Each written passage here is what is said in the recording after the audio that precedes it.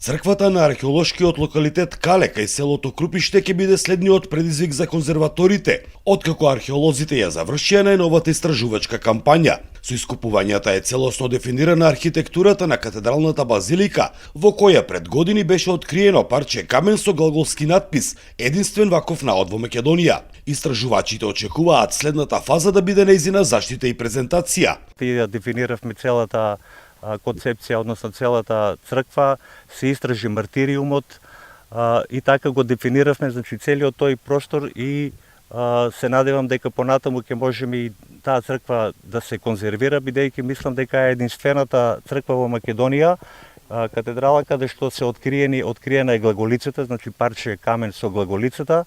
Покрај археолошките наоди, локалитетот има и голема историска вредност. Средновековните записи сведочат дека Крупиште бил важен духовен и политички центар, а историските извори го поврзуваат со значајни настани од периодот непосредно пред османлиското освојување. Таму стои и митот дека од сети 15 маченици се донесени моштите во оваа црква.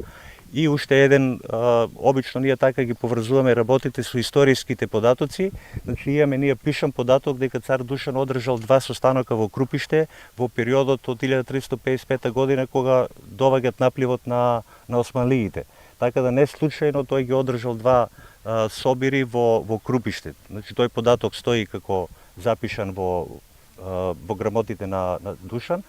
Значајни археолошки откритија годинава се регистрирани и на локалитетот Баргала. Археолозите открија достоантичка некропола со повеќе гробници, во кои се пронајдени посмртни останки од 8 лица, меѓу нив и едно дете.